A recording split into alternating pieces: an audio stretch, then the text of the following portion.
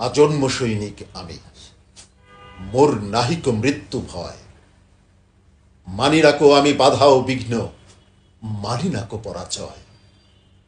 মোর আরাধ্য মোর চির চাওয়া পরম শক্তিমান। মোরে বাধা দেবে কোন সে রুদ্র, নরকের শয়তান। আসসালামু আলাইকুম রহমতুল্লাহ। প্রিয় দর্শক, আপনাদের সবাইকে স্বাগত জানাচ্ছি। আজকে আমরা গল্প করব, গল্পের ছলে কিছু জিনিস জানার চেষ্টা করব। আমাদের সাথে আছেন আমাদের সকলের একান্ত প্রিয় এবং শ্রদ্ধাভাজন মানুষ, ইসলামী আন্দোলন বাংলাদেশের মুহতারাম কেন্দ্রীয় সাংগঠনিক সম্পাদক, এছাড়া বাংলাদেশের সাংস্কৃতিক অঙ্গনে খুবই পরিচিত একজন মানুষ, শাহ ইফতেখার তারিক ভাই। আমাদের সাথে আছেন জায়াতুল উলামা শাইখ আইম্মা পরিষদের যুগ্ম সাধারণ সম্পাদক এবং ইসলামী আন্দোলন বাংলাদেশের কেন্দ্রীয় সদস্য, বাংলাদেশের পরিচিত মুখ মুফতি শামসুদ্দোয়া আশরাফি হাফিজহুল্লাহ। আজকে আমরা ইফতেখার তারিক ভাইয়ের থেকে কিছু জিনিস জানবো। প্রথম জিনিস, আমরা মনে করি আসলে তারিক ভাই আমাদের মতো মাদ্রাসায় পড়ুয়া একজন আলেম। আসলে তিনি টোটালি জেনারেল ব্যাকগ্রাউন্ড থেকে উঠে এসেছেন, ইসলামী আন্দোলনের সাথে তার দীর্ঘ পথ চলা। তিনি তার অভিজ্ঞতা থেকে আমরা প্রথম যে জিনিস তার কাছে জানতে চাইবো সেটা হলো, বাংলাদেশে জুলাই অভ্যুত্থান হয়েছে, গণ অভ্যুত্থান হয়েছে মানুষের একটা বিশাল চাওয়া এবং পাওয়া থেকে। মানুষ রাজপথে বের হয়েছে, তিনিও আন্দোলনে ছিলেন, আমরাও ছিলাম। জুলাই অভ্যুত্থানের 1 বছর হয়েছে। যে স্বপ্নগুলো মানুষ লালন করে জুলাই অভ্যুত্থান করেছিল, আমরা দেখতে পাচ্ছি ও ধরনের কিছুই হয়নি। জুলাই অভ্যুত্থান রাষ্ট্রীয় কি কাঠামোর কারণে অনেকটা ব্যর্থতার দিকে যাচ্ছে, এবং বাংলাদেশের এই অভ্যুত্থানের স্পিরিট বা অভ্যুত্থানকে যদি আমরা সফল করতে চাই, তাহলে বাংলাদেশের রাষ্ট্রের কোন কোন জায়গাগুলো সংস্কারের প্রয়োজন, এ বিষয়ে ভাইজান আমাদের সাথে আজকে কথা বলবেন ইনশাআল্লাহ। আলহামদুলিল্লাহ, আল্লাহ রাব্বুল আলমিনের দরবারে শুক্রিয়া জানাচ্ছি আজকের এই অনুষ্ঠানে উপস্থিত থাকতে পেরে। অত্যন্ত গুরুত্বপূর্ণ একটা প্রশ্ন। এই বিষয়ে যারা চিন্তাশীল তারা অবশ্যই ভাববেন। আপনি জুলাই অভ্যুত্থানের কথা বলেছেন, আমি আরেকটু পেছনে যেতে চাই। বুক ভরা স্বপ্ন নিয়ে 1971-এ ভীষণ রকমের ত্যাগ তিতিক্ষার মধ্য দিয়ে আমরা একটা দেশ পেয়েছি, একটা পতাকা পেয়েছি, একটা সীমানা পেয়েছি। তো এই পতাকার সংগ্রাম, সীমানা অর্জনের সংগ্রাম, স্বাধীনতার সংগ্রামে মানুষ কেন ঝাঁপিয়ে পড়ল? মানুষের প্রত্যাশা পূরণ না হওয়ার কারণে। একটা প্রত্যাশা নিয়ে পাকিস্তান আন্দোলন হয়েছিল, পাকিস্তান হয়েছিল, কিন্তু দেখা গেল যে মানুষের সেই প্রত্যাশা পূরণ হচ্ছে না। তখন সরকার পরিবর্তনের আন্দোলন হলো, তারপর দেশ পরিবর্তনের আন্দোলন হলো, কিন্তু দেশ পরিবর্তনের পরেও সেই স্বপ্ন পূরণ হলো না। আমি কয়েকটা ছোট্ট ছোট্ট উদাহরণ দেব। অর্থনৈতিক বৈষম্য ছিল প্রধানতম বৈষম্য। দেখা গেল আমাদের দেশে কাগজ উৎপাদন হতো কর্ণফুলী মিলে, পাকিস্তানে যেত, সিল মারতো, তারপরে আবার বাংলাদেশে আসতো, বেশি দামে বিক্রি হতো। পাকিস্তানে কম দামে বিক্রি হচ্ছে, বাংলাদেশে বেশি দামে বিক্রি হচ্ছে। মানে পশ্চিম পাকিস্তানে বেশি দামে বিক্রি হচ্ছে, পূর্ব পাকিস্তানে বেশি দামে বিক্রি হচ্ছে, আর পশ্চিম পাকিস্তানে কম দামে বিক্রি হচ্ছে। এই যে বৈষম্য, 22 পরিবার দেশ চালায়, 22 পরিবারের হাতে সমস্ত টাকা, আর দেশের মানুষ খেয়ে না খেয়ে থাকে। এটা তো হওয়ার কথা ছিল না। আমাদের এই দেশটা এত সম্পদে পরিপূর্ণ। আপনারা সবাই বিভিন্ন জায়গায় সফর করেছেন। একটা গাছ বাঁচিয়ে রাখার জন্য শত শত ডলার ব্যয় করতে হয় একটা গাছ বাঁচানোর জন্য। আর আমাদের দেশে পাখি এক জায়গা থেকে খেয়ে আরেক জায়গায় গিয়ে মল ত্যাগ করে, ওখানে গাছ হয়ে যায়, গাছ লাগাতেও হয় না। আমাদের দেশে একটু জায়গায় যদি কিছুদিন পানি জমা থাকে, আগে কোনো মাছ ছিল না, দেখা গেল ওখানে মাছ হয়ে যাচ্ছে।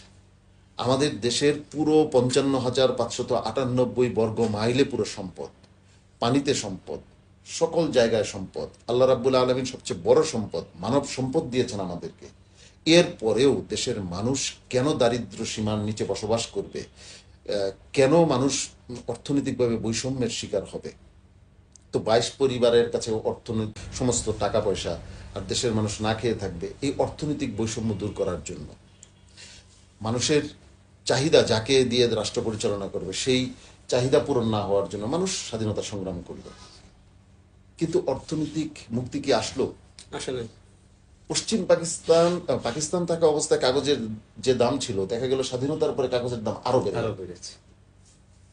আগে যারা দেশ লুণ্ঠন করতো, এখন যারা দেশ শাসন করছে তারাই দেশ লুণ্ঠন করা শুরু করেছে, তারাই ব্যাংক ডাকাতি শুরু করেছে, তারাই রক্ষী বাহিনী সৃষ্টি করে মানুষের উপর নির্যাতন করছে।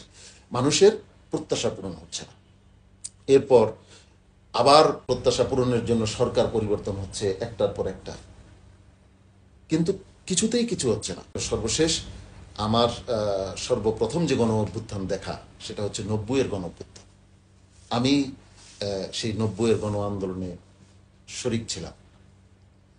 তো অনেক আশা ছিল যে 90-এর গণ অভ্যুত্থানের পরে অন্তত দেশ একটা সঠিক পথে যাবে, কিন্তু দেশ কি সঠিক পথে গেছে?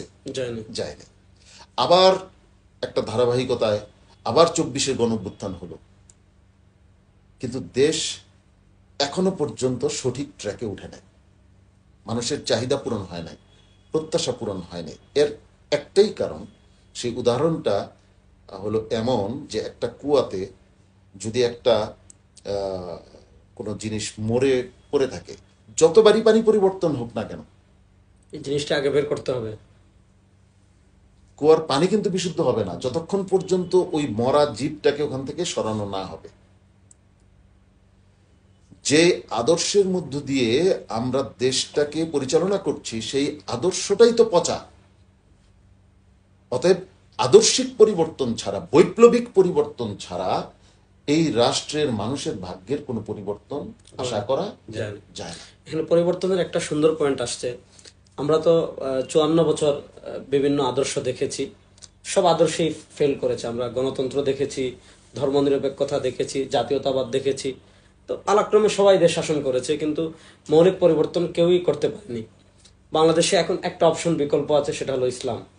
এবং 24শে জুলাই আগস্টের গণবিপ্লবের পর ইসলামী রাজনীতি এবং ইসলামের কথা যারা বলেন, এই আদর্শের প্রতি মানুষের চাহিদা এবং মানুষের আগ্রহ বৃদ্ধি পেয়েছে। এখন ইসলামী রাজনীতিকে যদি আমরা রাষ্ট্র ক্ষমতায় নিতে চাই বা তৃণমূলে এটাকে আরো ব্যাপক করতে চাই, তাহলে আমরা যারা ইসলামের কথা বলি, ইসলামের রাজনীতি করি, আমাদের মৌলিক আসলে কি কি কাজ আরো ব্যাপকভাবে করা দরকার। এদেশের ইসলামী রাজনীতি, শুধু এদেশের না, সারা পৃথিবীর ইসলামী রাজনীতিকরা যতক্ষণ পর্যন্ত নিজের পায়ে দাঁড়ানোর মতো সৎসাহস না দেখাবেন, যখন অন্যের কোলে সোয়ার হওয়ার চেষ্টা করবেন, ততক্ষণ পর্যন্ত তারা কোনোদিন মূল মঞ্জিলে মকসদে পৌঁছতে পারবেন না। এবং মানুষের যে প্রত্যাশা, মানুষ যে মুক্তি চায়, আর মুক্তির একমাত্র গ্যারান্টি হচ্ছে ইসলাম, একমাত্র গ্যারান্টি। সেই মুক্তির একমাত্র গ্যারান্টিকে মানুষের কাছে পৌঁছে দেওয়ার ততক্ষণ পর্যন্ত সম্ভব হবে না যতক্ষণ পর্যন্ত অন্য কোনো আদর্শের তল্পি বাহক হিসেবে আমরা থাকবো। অর্থাৎ এই জায়গা থেকে বের হয়ে আসতে হবে সকলকে।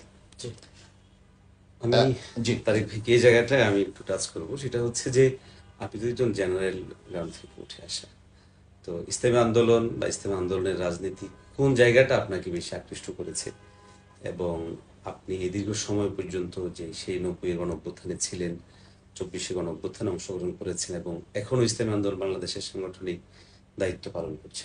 আমাদের জানা জায়গাটা হচ্ছে ইসলামী আন্দোলনের কোন দিকটা আপনার কাছে সেই আজ থেকে প্রায় 30-35 বছর আগ থেকেই ভালো লাগা, এবং নিজে একজন জেনারেল শিক্ষিত হয়েও যেখানে সুযোগ ছিল যে কোনো জাগতিক সংগঠনে জড়িয়ে নিজের একটা বড় ধরনের হয়তো করতে পারতেন, ক্যারিয়ার, কিন্তু এটা না করে আপনি ঠিক কি কারণে এখন ইসলামী আন্দোলনের সাথেই জড়িয়ে আছে?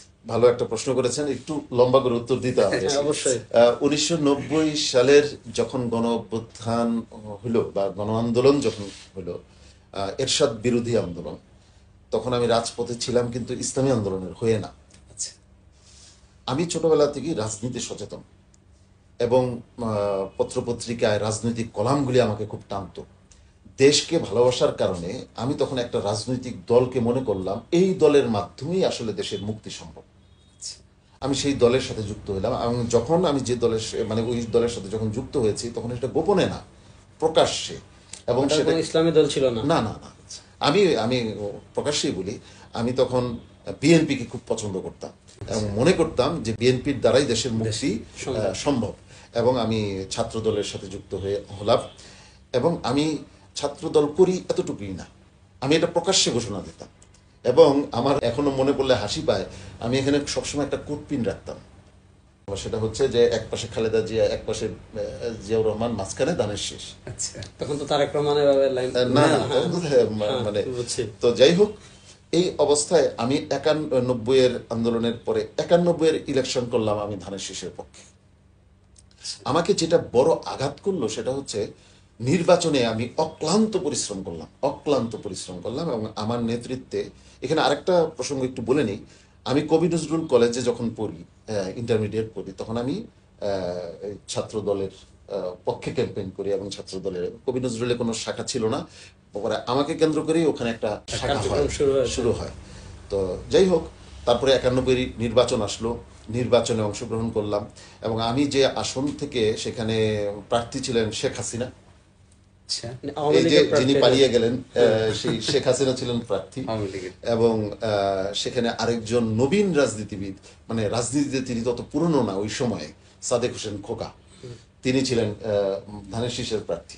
তো সবাই বলছে যে এই আসনে, মানে সূত্রাপুর আসনে, এই আসনে তো হাসিনাকে হারানোর মতো কেউ নাই, অতএব এখানে আসলে ধানের শীষ তেমন সুবিধা করতে পারবে না।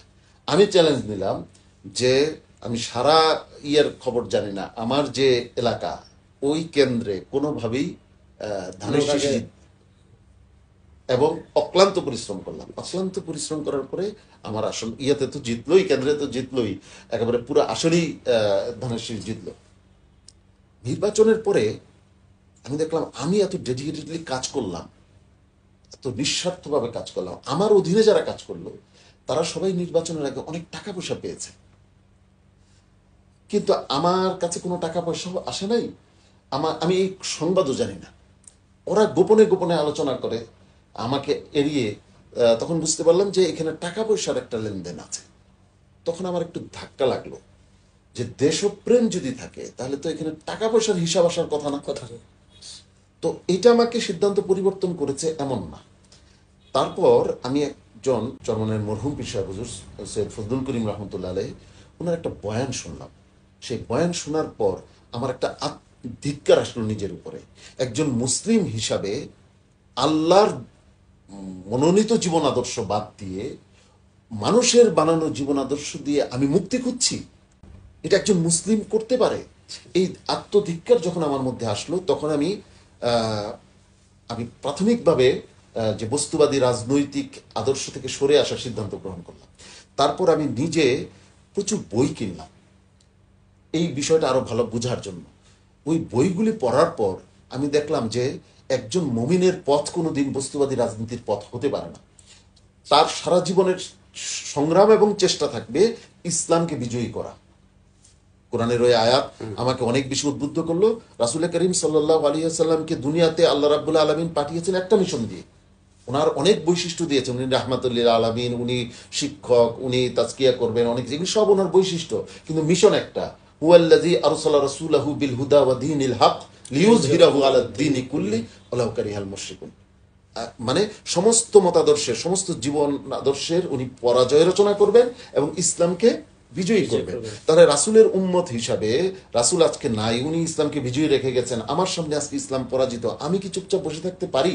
অতএব পারি না। এই জন্যই আমি ইসলামী আন্দোলনে যোগ দিই। থেকে আপনার মাশাআল্লাহ। যদি এখানে আরেকটু যুক্ত করি, সেটা হচ্ছে তখন থেকে আপনি যুক্ত হলেন, হওয়ার পরে দীর্ঘ সময় আপনি এখানে যুক্ত আছেন।